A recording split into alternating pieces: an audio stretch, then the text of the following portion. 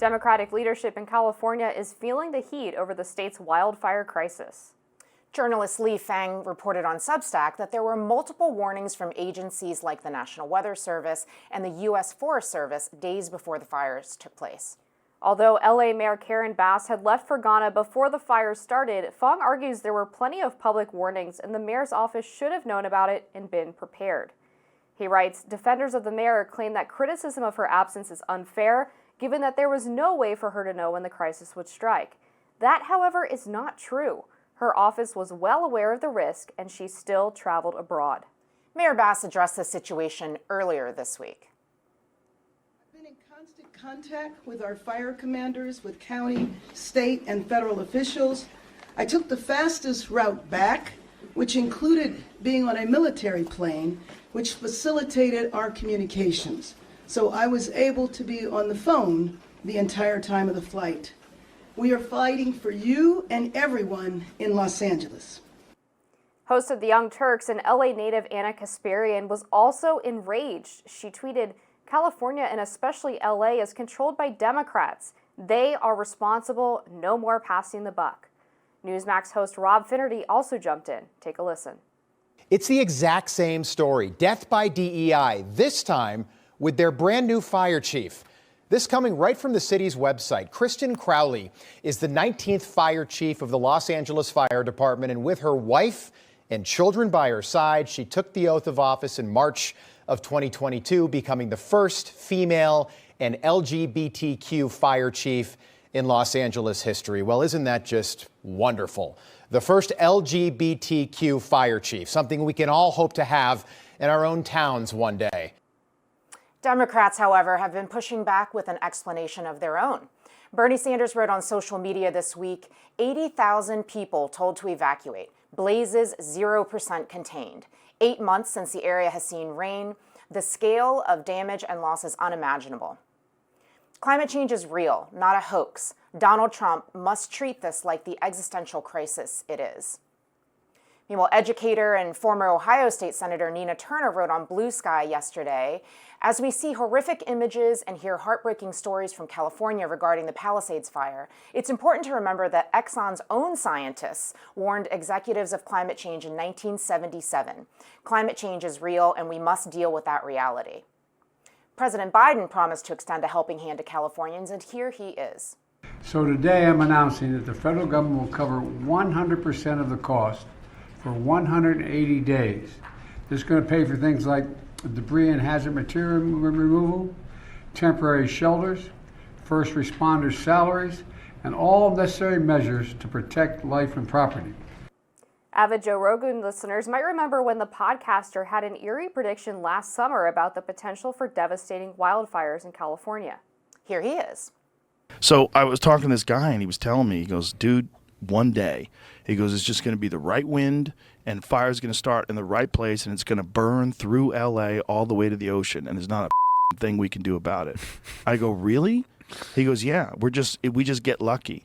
He goes, we get lucky with the wind. He goes, but if the wind hits the wrong way, it's just going to burn straight through LA and there's not going to be a thing we can do about it. Because these fires are so big, dude. When they're talking about like thousands of acres that are burning simultaneously with like 40-mile-an-hour winds. And Golden Globe winning actress Jean Smart had a suggestion for television networks. On Instagram, Smart wrote, "Attention, with all due respect, during Hollywood's season of celebration, I hope any of the networks televising the upcoming awards will seriously consider not televising them and donating the revenue they would have garnered to the victims of the fires and firefighters." Now, almost 800 prisoners are among the first responders helping battle these devastating fires. Okay, obviously devastating situation here. There's a lot of politics around this. Both sides, you've got the Democrats blaming climate change, you've got the Republicans blaming the Democrats. What do you make of the claims about DEI initiatives in the Los Angeles Fire Department and government potentially diverting attention away from what should be a fire department's number one goal, which is ultimately fighting fires? I mean, honestly, Amber, at first glance, when you look at the numbers, there's something to unpack here, right? There was a more than $17 million reduction in budget for the firefighters in LA. The timing couldn't possibly be worse. We heard from Mayor Bass that her understanding, as much as she did talk about the budget, was that a lot of that shortfall was covered by simply not filling positions that were open. All that said, I mean, there clearly are some things that need to be evaluated after we get through this phase of crisis. I think the most important thing is anytime we're talking about politics, policy, and real people's lives, we've got to get through this moment of crisis, and then we should absolutely take a deep look. I don't know. I think it's okay to start talking about it now because of the fact that you do have these people trying to already skirt accountability. And when I see these tweets from Bernie Sanders about climate change and from people like Gavin Newsom, it seems like they're trying to pass the buck before we've even gotten to understanding what exactly the reasons for this fire being able to spread so quickly were. And to your point about that $17 million reduction in the fire department's budget, meanwhile, we look at some of the other things that the city was willing to spend its money on. As Mayor Bass herself says, we're in, quote, tough budgetary times. We have $100,000 for a midnight stroll transgender cafe, $8,670 for an exhibit at a gay and lesbian museum called Sci-Fi Magic Queer LA, $13,000 for Transgender Heritage Month, $14,000 for the Gay Men's Chorus of Los Angeles. I think when you are talking about all the lives being lost, these people should absolutely have to answer for their complete mismanagement of their priorities. Well, I mean, I think there is a discussion to be had about where money is being spent. However, I don't think that discounts the larger point that Senator Sanders and former State Representative Nina Turner were talking about, which is there are things that policy can address, but climate change is real, and climate change is the root of all of this extreme weather that we're seeing, the increased dryness that has been a very serious factor in the fires that we're seeing all around LA right now.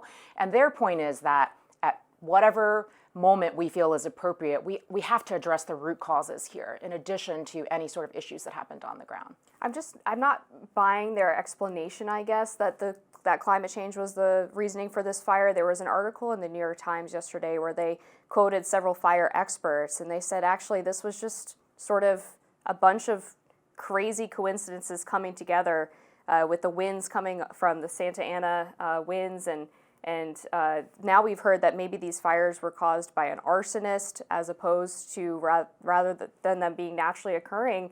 And what I always find super interesting about the environmentalist left's claims about climate change is that at the same time, they don't want to take the actions that are necessary to prevent wildfires from spreading so rapidly, whether it's doing controlled burns, whether it's clearing out underbrush in the forest. In this case, in California, we know that 95% of California's water gets dumped back into the Pacific Ocean, not because the Pacific Ocean is running out of water, but because they're worried about protecting an endangered smelt fish.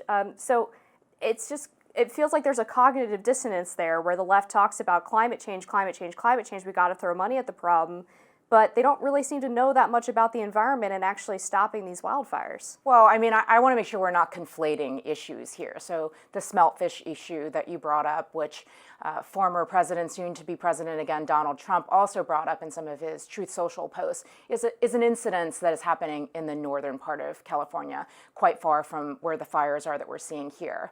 And the other thing is that the reservoirs as of Thursday of last week in and around the LA areas were actually at significant levels. So what the issue is in terms of climate change is that we're seeing dramatic weather shifts and changes. They're happening in California, they're happening along coastal communities. It's part of the reason why we've seen significant issues in the insurance industry, because as climate change has taken root and extreme weather has occurred more frequently, the ability for companies to evaluate risk factors and how they cover people's homes and property has also been something that's been much more difficult for the industry to handle. So I think climate scientists from all around the world would say there's no question that what Bernie Sanders and Nina Turner have said is true. The numbers bear it out, the data bear it out. But in the meantime, we still have to take into account policies and programs that are possible today to help people that are being impacted. Yeah, and I mean, following up on that, my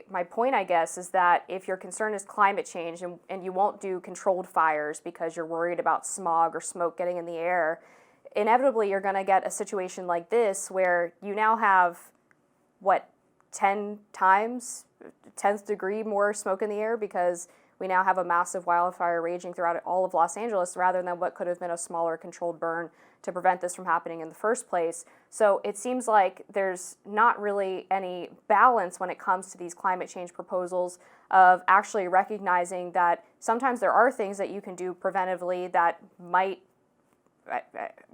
push against your idea that the air has to be 100% clean at all times, but could prevent something that could be actually deadly to humans. Well, there's a fundamental difference between adapting the things that you do to address a crisis that has already arrived, which is part of what you're talking about in terms of controlled burns.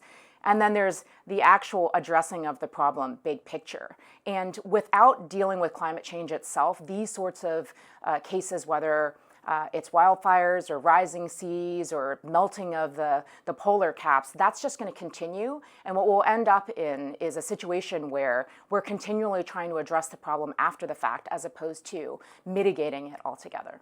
Yeah, we would have to get into a much longer debate about climate change and what the scientists say about it in order to get at the root issues, but we're going to have to leave it there today on that topic, and we have a lot more to cover on Rising after this.